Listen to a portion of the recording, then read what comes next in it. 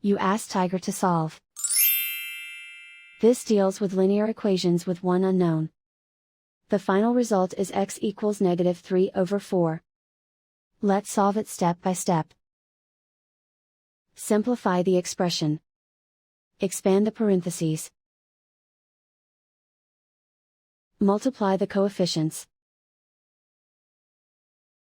Simplify the arithmetic. Group like terms. Combine like terms. Expand the parentheses. Group all x terms on the left side of the equation. Add x to both sides. Group like terms. Simplify the arithmetic. Group like terms. Simplify the arithmetic. Group all constants on the right side of the equation. Add 9 to both sides. Simplify the arithmetic.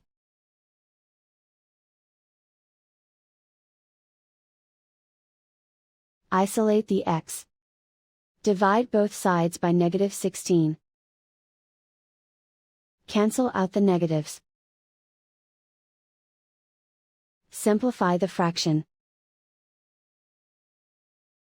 Move the negative sign from the denominator to the numerator. Find the greatest common factor of the numerator and denominator. Factor out and cancel the greatest common factor. And so the final result is x equals -3/4.